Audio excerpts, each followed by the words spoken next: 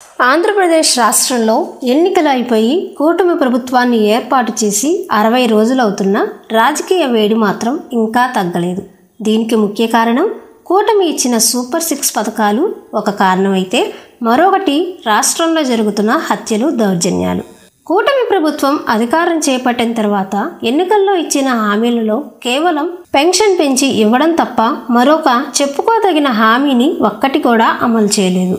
Free ఇసుక అని చెప్పి కొత్త పాలసీని రూపొందించిన దానిపై ఇప్పటికే ఎన్నో విమర్శలను ఎదుర్కొంటుంది కూటమి ప్రభుత్వం. కూటమి ఇచ్చిన సూపర్ 6 పథకాల్లో ఫ్రీ బస్ పథకాన్ని ఆగస్టు 15 నుండి అమలు చేస్తామని చెప్పినా దానికి సంబంధించి విధి విధానాలను ఇప్పటికీ వెల్లడించలేదు. ఆగస్టు 15 నుంచి 100 అన్నా క్యాంటీన్లను ప్రారంభిస్తామని ఏపీ ప్రభుత్వం ఇప్పటికే ప్రకటించింది. ఈ క్రమంలోనే ఏర్పాట్లు కూడా జరుగుతున్నాయి. బాబు సూపర్ 6 పథకాల్లో ఏపీ మహిళలను ఎంతగానో ఆకట్టుకున్న ఆడబిడ్డ నిధి కింద ప్రతి మహిళకు నెలకు 1500, అలాగే సంవత్సరానికి ఫ్రీగా 3 గ్యాస్ సిలిండర్ల పథకాలు ఎప్పుడెప్పుడు ఇస్తారా అని ఎదురు చూస్తున్నారు. అలాగే తల్లికి వందనం పథకం కింద స్కూల్కి వెళ్లే ప్రతి విద్యార్థికి 15,000 రూపాయల చొప్పున తల్లుల ఖాతాలో వేస్తామని కూటమి పెద్దలు ఎన్నికల ప్రచారంలో భాగంగా హామీ ఇచ్చి భారీగా ప్రచారం చేసుకున్నారు. కానీ ఇప్పుడు వాటి అమలులో మాత్రం ముందడుగు పడలేదు. ఈ మధ్యన జరిగిన అసెంబ్లీ సమావేశాలలో కూడా ఫుల్ బడ్జెట్ ప్రవేశపెట్టకుండా కేవలం 4 నెలలకు సంబంధించి ఓట్ ఆన్ అకౌంట్ బడ్జెట్ని ప్రవేశపెట్టింది కూటమి ప్రభుత్వం. ఇందులో ఎక్కడ సూపర్ 6 పథకాల అమలుకు నిధులను కేటాయించలేదు.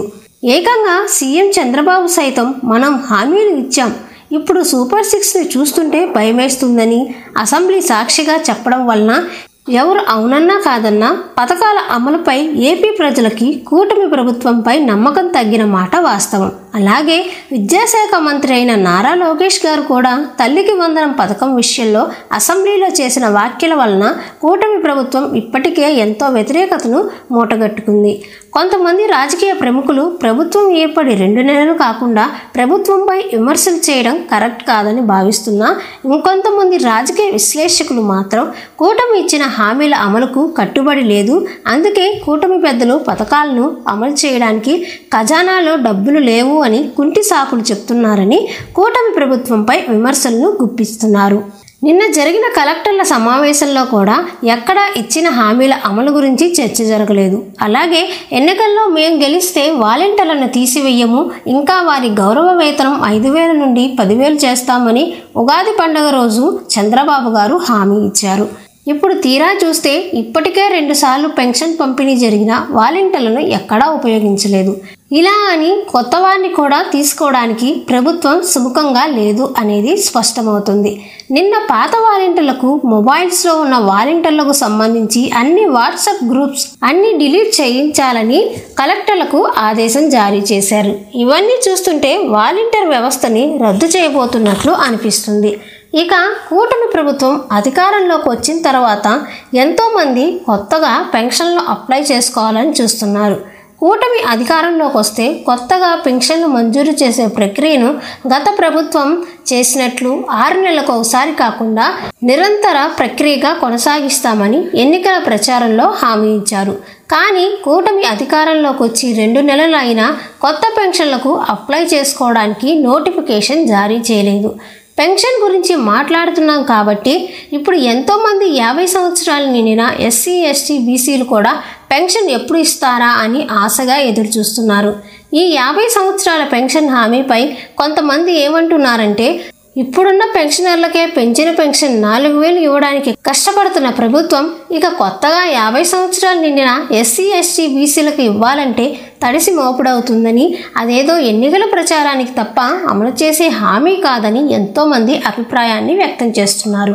ఇక ఆడబిడ్డ నిధి పథకం గురించి మనం ఎంత తక్కువ మాట్లాడుకుంటే అంత మంచిది.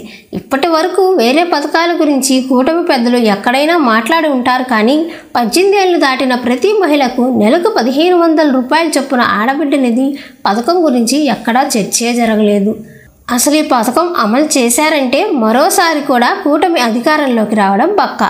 ఈ మధ్య సీఎం చంద్రబాబు గారు ఎక్కడ ప్రెస్ మీట్ పెట్టినా సూపర్ 6 పథకాలు అమలు చేయడానికి ప్రభుత్వం దగ్గర డబ్బులు లేవు, ఖజానా ఖాళీగా ఉందని పదే పదే చెప్తున్నారు. ఎన్నికల ముందు మన ఆంధ్రప్రదేశ్ రాష్ట్ర ఆర్థిక పరిస్థితి తెలిసే కదా హామీలు ఇచ్చారు. 14 లక్షల కోట్లు అప్పులు చేశారనే కదా ఎన్నికల ప్రచారం చేశారు. ఎవరైనా ఎలా ఈ హామీలు అమలు చేస్తారని అడిగితే అప్పట్లో చంద్రబాబు గారు సంపద సృష్టిస్తా, సంక్షేమం చేస్తా అని చెప్పుకొచ్చారు. కానీ ఇప్పుడు ఇలా ప్రభుత్వం ఖజానా ఖాళీగా ఉంది, హామీలు అమలు చేయడం కష్టంగా ఉంది అని చెప్పడం ఏమీ బాగోలేదని ఎంతో మంది విమర్శిస్తున్నారు.